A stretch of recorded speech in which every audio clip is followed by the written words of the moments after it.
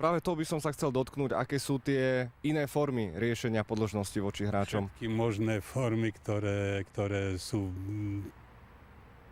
by som povedal, ktoré nám zabezpečia to, aby sme prežili. My sme loď, ktorá má cez prieliv zachrániť 100 ľudí a sme schopní odviezť len 20 ľudí. Ja to hovorím obrazne s tým, že ak tí, ktorí sú tí 80, počkajú na to, že sa vrátime pre nich, tak je to v poriadku, ale ako nám celá stovka naskače do člena, tak sa potopíme všetci. Musia mať trpezlivosť a pochopenie aj tí. To znamená, keď nás niekto tlačí, my sa bránime. Všetci bývalí hráči napríklad majú podpísané zmluvy, v ktorých je jasne dané, že my máme takisto nejaké disciplinárne právomoci, o ktoré sa chceme aj opierať. Nielen to, že je podpísaná zmluva dvomi stranami a jedna strana si chce svoje vyťahnuť a druhá strana, ktorá utrpela tým, že vypadli sme z prvej ligy, vypadli sme z druhej ligy. Napriek tomu tí, ktorí nám tie služby poskytovali a podľa môjho názoru neposkytovali ich kvalitne, tak nemôžu si nárokovať, aby sme ich okamžite uspokojili. Sme ochotní s každým rokovať.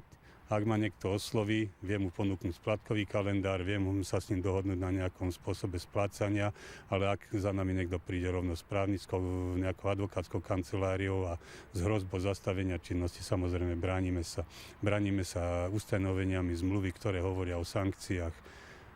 Sankcie, ktoré momentálne my vieme použiť, nie sú ohraničené zhora.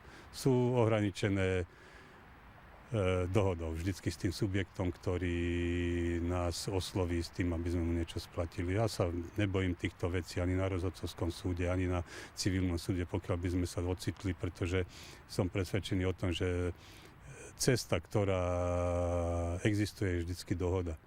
A pokiaľ títo ľudia pochopia, že sme ochotní sa dohodnúť, ale nie sme ochotní, ani nie sme schopní to okamžite riešiť, tak v takom prípade ak sa dohodneme, vieme sa dohodnúť, keď sa nevieme dohodnúť, tak budeme trvať na svojich veciach takisto. A v normálnych firmách by to nemalo fungovať tak, že ten, čo dlhuje, by mal kontaktovať v tomto prípade hráča a snažiť sa dohodnúť, a nie naopak? My to riešime postupne, my to naberáme. To znamená, že keď sme boli dlžní peniaze niekde a splatili sme, okamžite priberáme ďalšieho nášho veriteľa. To znamená, my sme ochotní splatiť všetkým, ale nie sme schopní splatiť všetko naraz. To by som ja musel z mojej firmy sem priniesť povedzme 500 000 eur a zaplatiť všetkých. A to by neurobil nikto. A potom títo ľudia si musia uvedomiť. Ja vám to poviem, keď hovoríte o normálnych firmách. Keď normálna firma zoberie zákazku, že postaví niekomu múr a ten múr spadne a prídu si pre peniaze, že oni si svoju prácu odpracovali, nedostanú peniaze. To je normálny život.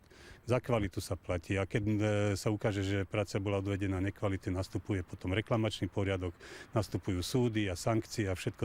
To je bežný život a to tí ľudia musia pochopiť. Takisto.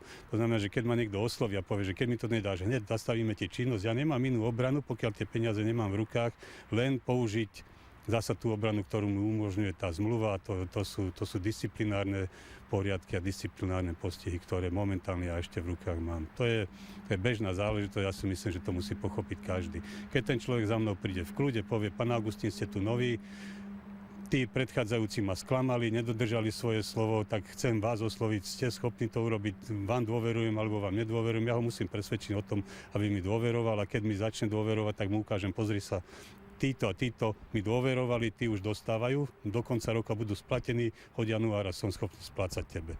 Ale keď za mnou nikto nepríde, no ja ich nemôžem všetkých naháňať, ja mám iné starosti, pretože toto všetko spadne na hlavu, keď to nebudem dennodenne. Ako by ste sa zachovali vy ako hráč, keby vám nevyplatili 7 výplat a po 9 mesiacoch by ste dostali pokutu 10 000 eur, ako by ste to brali? No pokiaľ by som ja nedostal 7 výplat a po 9 mesiacoch by som napísal na ten subjekt nejaké súdne podanie a pritom viem, že ten subjekt ožíva, že už začína byť životaschopný, že už sa dá s ním rokovať a nerokoval by som, tak by som očakával takisto pokutu, pokiaľ ten klub mi to môže, alebo ten druhý subjekt mi môže tú pokutu uložiť, lebo ja som si tiež nesplnil svoje povinnosti tým, že som vypadol do nižšej súťaže alebo som prispel k tomu vypadnutiu. Ja som nepodával výkony, na ktoré som sa zaviazal. Keď som hral druhú ligu a vypadol som do tretej, to znamená, že som na tú druhú ligu nemal. A je treba sa k tomu takto postaviť. Jedna strana si objednala služby, druhá strana ich poskytla. Druhá strana ich poskytla nekvalitne. Má prvá strana právo sa brániť? Má. Podľa môjho názoru. To je bežný život. To nikto nemôže. Ale keď tá prvá strana je ochotná sa dohodnúť s tou druhou stranou na nejakom mimosúdnom vyrovnaní, na nejakom mimosúdnom postupe, tak ide len o to, aby ten, ktorý si myslí, že teraz to seknem s tým, tak najprv by mal osloviť to slušnejšou formou a pobaviť sa o tom, či tá druhá strana je ochotná alebo nie je ochotná sa o tom rozprávať. Keď nie, vtedy idem na súd. A ako ste merali, že či ten výkon bol na hranici možnosti, alebo teda bol neadekvátny? To ukázala tabuľka na konci súťaže. Keď niekto uhral pár bodov a dokončil súťaž s vysokou stratou a jednoznačne vypadol zo súťaže, to znamená, výkony boli neadekvátne. Tam nie je sa o čom rozprávať. Ale v zmluve sa píše, že hráč odvedie predsa maximum a ten hráč asi aj odvedie. Maximum. Podľa môjho názoru mohol odvádzať maximum, ale pravdepodobne neodviedol maximum, keď to tak dopadlo. A potom, keď ja nemám na to, aby som letal do vesmíru, tak si nepodpíšem s NASou dohodu o tom, že idem letať do vesmíru, tak zostanem na Zemi. A prečo ste na toto prišli až po 9 mesiacoch od tých slabých výkonoch? No pretože ja som nastúpil v máji. Mal som dosť problémov, aby som legislatívne tu vyčistil nejaké veci, aby som tu odstránil tie nánosy, ktoré tu na tomto klube boli. Doteraz som mal dostatok s tým práce, mám ešte aj dnes, pretože neustále sa tu vynárajú nové a nové problémy. Samozrejme, my čo splatíme, tak hneď za nami vyskočí niekto, kto chce zasa. To znamená, že pokiaľ je toho veľa nie sme schopní uniesť, ale po troche to odnášame. A viete mi, pán Augustín, povedať, že po jeseni tej minuloročnej, že Petržalka bola na koľko mieste?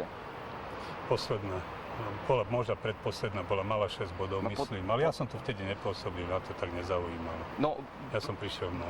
Pýtam sa preto, lebo podľa mojich informácií bola Petržalka po jeseni bola 5. alebo 6. Hráč nedostal 7 výplat, ukončil pôsobenie v klube a na jar Petržalka vypadla a vy mu dávate pokutu za slabé výkony. Ako je to možné? Berte to takto. Ja neviem, že či bola, pretože dohromady sme uhrali len x bodov a keby na jar získali možno 1 alebo 2 body, tí hráči všetko poprehrávali, čo sa dalo prehrať a tí, ktorí spravili základ na jeseň, ani zďaleka to nestačilo. Ja pochybujem, že by boli na 5. mieste. To by mi mohli povedať moji predchodcovia. Ja reagujem len na to, že postihujem všetkých, ktorí nie sú schopní sa dohodnúť. Tých, s ktorými sa dohodneme, ideme mimosúdnym vyrovnaním. A sú tam vlastne opory, podľa čoho postupujete v zmluvy? Konkrétne je to hráčska zmluva, alebo máte, ja neviem, podľa čoho? Majú hráčske zmluvy. A tam je definované, že v prípade slabých výkonov, ktoré hodnotí kto? Tam je definované, že v prípade, že prichádza k nejakým postihom, ktoré nie sú definované ustanoveniami tejto zmluvy, tak sa postupuje sa inou normou vnútroklubovou pri udeľovaní sankcií. Takže postupuje sa takýmto spôsobom. A tí dotyční hráči, oni porušili čo? Oni životosprávu alebo... Nepodávali výkony, aké sa zaviazali podávať. To znamená, že pokiaľ ja poviem, že prenesiem 100 kg a nie som schopný preniesť 100 kg, tak na to nemôžem podpísať zmluvu. Tak buď mám na to, alebo na to nemám. Tréneri ich kadry mali, tréneri ich hodnotili pravidelne, to hodnotenia neboli dobré, nakoľko ani výsledky neboli dobré, tak ja som si sadol s inými členmi predstavenstva, bolo to zhodnotené a jednoducho to bolo zhodnotené ako nedostatočné. Po každom neúspechu je treba analyzovať a výsledkom analýzy sú aj tieto postihy. Ak sa nemýlim, futbal je stále kolektívny šport a mňa zaujíma to kvantifikovanie tých výkonov, najmä s tým ohľadom s odstupom dlhého času. Jednoducho dôsledok je výsledkom toho odstupu. To znamená, my sme v 3. lige a to, čo nám zostalo, s tým hráme a hráme za tých podmienok, ktoré sa vybudovali tým, že sa vypadlo. Keby boli bývali výkony, keby sa hralo ako pred 2 rokmi, že hrajete na 2., na 3. mieste, chodí vám na Rapid 1100, 1200 ľudí, máte nejaké peniaze, prichádzajú k vám sponzori, to je všetko, to je normálne. Dôsledok toho, že hrajete zle, že prehrávate, že ste neúspešní, je odchod sponzorov, je nezáujem verejnosti. Toto je všetko dôsledok, ktorý sa vám potom prejaví až v nasledujúcom období. To znamená, že nie je to priamy dôsledok v tom čase, keď sa to deje. On to postupne prichádza. A to vidíte aj v iných športoch, to je to isté. A nemohlo by sa možno napríklad pristúpiť k tomu, že by hráči povedali, že ale nemali sme dobre vytvorené podmienky? Podmienky sa vytvárajú výkonmi. Vždy a všade.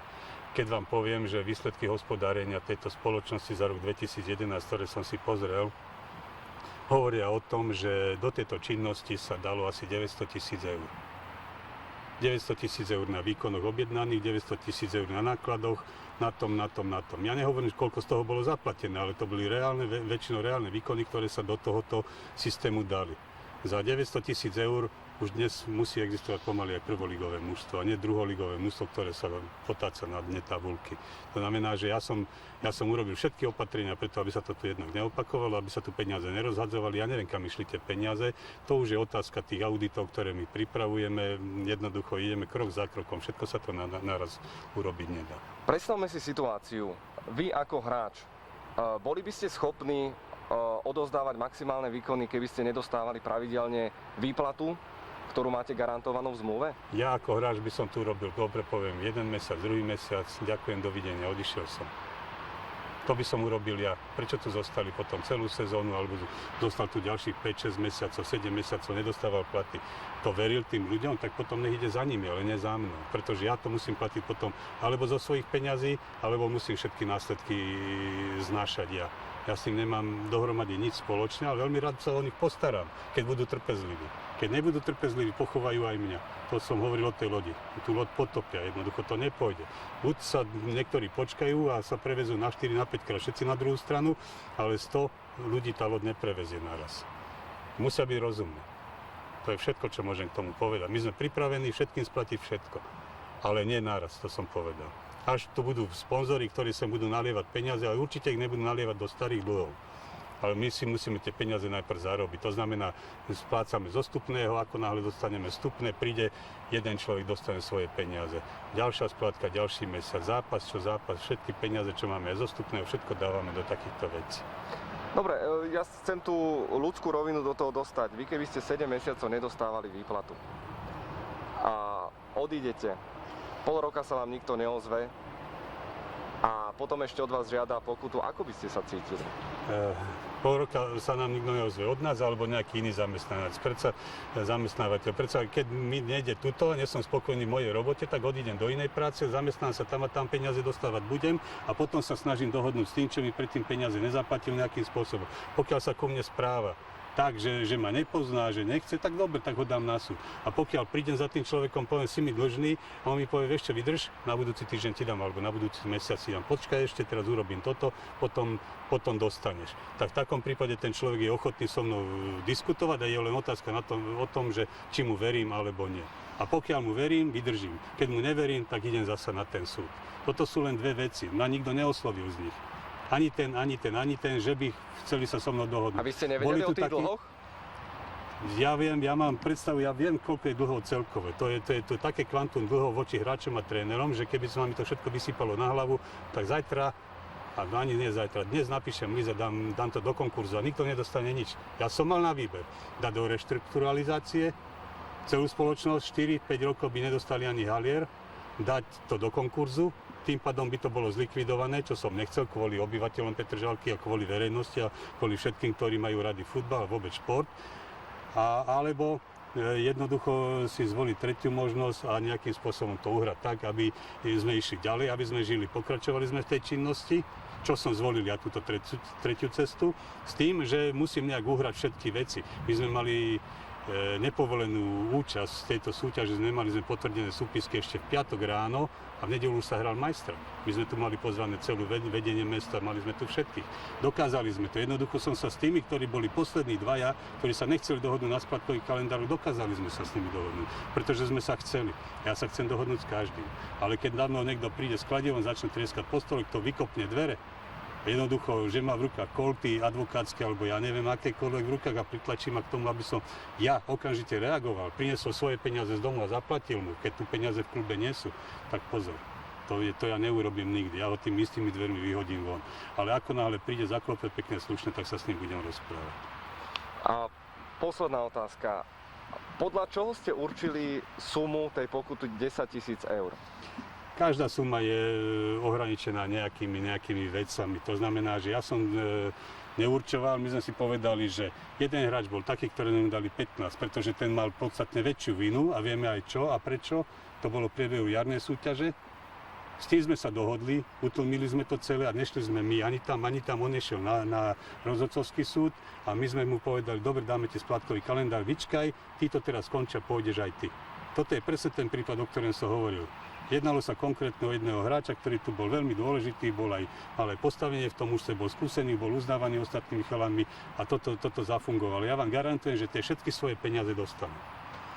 A pritom žiadnu pokutu sme mu oficiálne potom ani neuložili, lebo sa vedel dohodnúť. Druhá vec je, že tu niekto zareaguje na to, že čo som poslal, aj tomu chalanovi som to poslal. Zdvihli sme telefón, zavolali sme si navzájom, on sa ozval, dohodli sme sa. Tento sa neozval, ten jednoducho pošle za vami niekoho iného, napríklad vás poslal za mnou, určite, lebo to bez všetkého by ste sem neprišli, ste dobre informovaní, takisto sem pošle advokátov, advokátske listy a takéto veci sa s nami dopisuje. Prečo ten človek nezavolá a nezatelefonuje a nepovie, pán Augustín, potrebujem sa dohodnúť na tejto veci, ste ochotní? Nech sa spýta tých, ktorým splácam, či mi môže dôverovať. Vy ste sa zaviazali, že mu budete 15. Ja som sa deň... nezaviazal. Ale vy nemáte akože nič spoločné s tou organizáciou, Táto firma sa teraz bavila 7 exekúcií v poradí. To znamená, že ale v prvom rade boli všetci... tá istá firma, ktorá ale bola dobre, pred nemohli rokom. sme mu splácať, mali sme exekúcie na účet. Je to stále tá istá firma, ktorá to bola pred rokom, ktorá uzatvárala Je to tá zmluvu s istá hráčom? firma. Ale ja som ju neprevzal, ja nie som právny nástupca mojich predchodcov. Ja jednoducho rešpektujem záväzky tejto firmy a som ochotný ich splácať. Ale nie som ich ochotný splatiť hneď. To hovorím stále. Ešte raz, ako ste prišli na sumu 10 000 eur? Je to niekde v zmluve? No je to pekná suma. Jednoducho nie je to v zmluve. Sankcie